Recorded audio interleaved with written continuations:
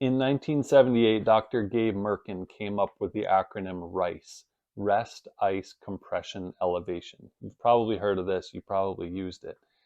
What's interesting though is that in 2015, he came back out and said, my RICE idea back in 1978 was wrong, and actually what you should be doing is getting that injury back moving as soon as possible in a pain-free way. Similar to the knees over toes study, which also was done in 1978. That was just a bad year for health, I guess. That study led a lot of us to not allowing our knees go over our toes. We've now found out that we gain a lot by letting ourselves get into that position.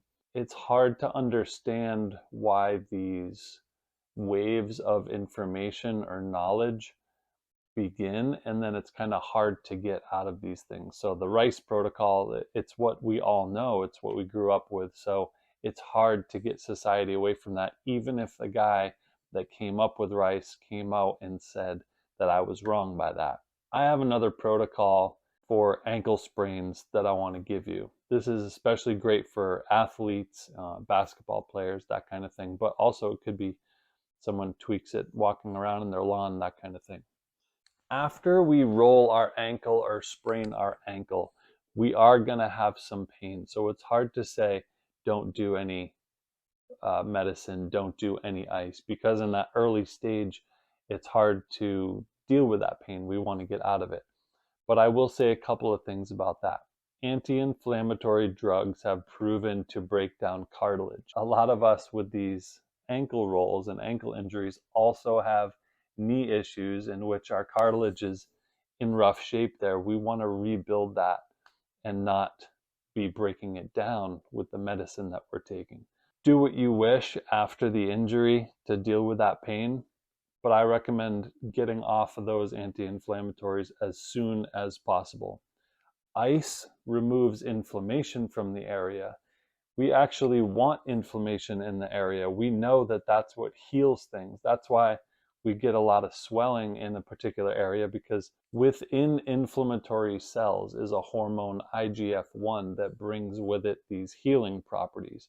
If we ice and get rid of the inflammation, then that's just going to slow that down. So again, ice can help with pain soon after the injury, but we don't want to be on it for a long period of time. We want to get off of it quickly. Okay, let's start talking about the movements. So the first thing we want to do, let's say I just rolled this ankle here playing basketball. As soon as possible, I want to get back moving this ankle around. Now, this is going to hurt, obviously, especially right after. So it's going to take time. Maybe it's 6 hours, maybe it's 10 hours, maybe it's the next day when I can start doing this. But I want to get to the point where I can go 20 in one direction and 20 in the other direction. At first, it's going to be tiny circles because it's going to hurt, and we don't want to move into that painful area. We want to avoid that, but we want to start getting some mobility here. Eventually, we're going to be pushing as far as we can go with those circles, making them as big as possible. Again, 20 one direction and then 20 the other direction. Then we also want to get to where we point and flex 20 times, basically as far as we can go. Again, in the early stages, you're not going to be able to go far, but once you get rid of that pain, we should be able to push this as far as we can. And now we want to start thinking about building up and bulletproofing this ankle for the next time that this happens to us, or it might prevent this from happening again. Now what we want to think about is adding some resistance to really start causing adaptation and building up the tissues back into that ankle. So I have a floss band here. You can get this on Amazon for really cheap. This is a good thing to have. We can use it for the knees. We can use it for the wrists. It has many uses. So I highly recommend getting one just because it's so cheap. And all I'm going to do for the ankle injury is I'm going to pull this at about 50%. So I'm not just going to, 0% would be not stretching it at all. And 100% would be stretching it as far as you can. So I'm going to stretch it at about 50% as I wrap this, around my ankle.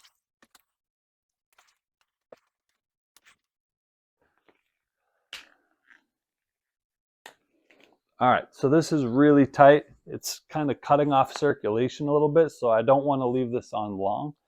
But now it's going to cause me some resistance when I go into my circles, making it more challenging and causing some adaptation to occur. So I'm going to do my 20 circles one direction, my 20 circles other direction, and I'm also going to do my 20 point flexes. And I want to do this, 3 or 4 times a day. But after each time, you're going to want to remove the band just because it is there's a lot of compression there. So we obviously don't want to leave this on in between. When you release it, you'll feel a surge of, fluids or whatever coming back into the area. Another thing, on top of adding resistance, there's something about the shearing forces that's caused when you do have that compression from the floss band with the fascia and the tissues that helps with that healing process. So now we get to the point where we can do the floss band 20 reps pretty easily. So now we want to start adding some more resistance. So I have a small weight plate here, a 2.5, and all I'm going to do is I'm going to strap this with the floss band all the way out at my toe around my foot. If you have a 3-pound dumbbell, a 1-pound dumbbell, whatever you have is going to be great. But this is something just light that I had right here. So now instead of the floss band, now I'm moving to where I have some real resistance. And the one reason I want to put it way out at the toe is so that it's causing some pulling in the direction, it has that gravity effect, so that when I do my circles here, it's really pulling me to the furthest range that I'm comfortable with. Now, if there's any pain in that range, we need to stop and back off and go back to the flossing or not even use the floss band, what have you. This is a progression. So now I'm going to try to get my 20, 20, 20 with some weight on, with that weight pulling in a far direction. Now this is just 2.5 pounds. It's not really, you can see when I come over here, it's not really pulling that hard yet, but it's causing that adaptation.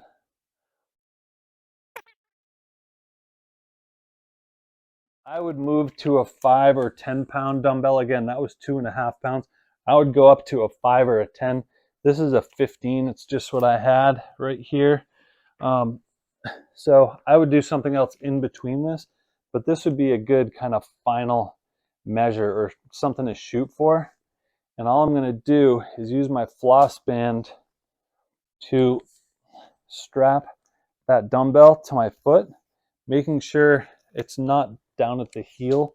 There's a good amount of weight that's up toward the toe to really cause that pull. So now I got this dumbbell, and now I'm going to go through those same circles, my 20, 20, 20, and you can really see I actually want to hold on to brace myself here. I'm going to let my leg roll a little bit side to side to get that full range in the ankle. And then I really have to pull and work those muscles. There's a lot in the tibialis going on here. And in the ankle, I have to pull up to get out of those situations. You could see how this would really hurt if you had a recently rolled ankle. Getting into this type of situation where it's really pulling on those ligaments on the outside.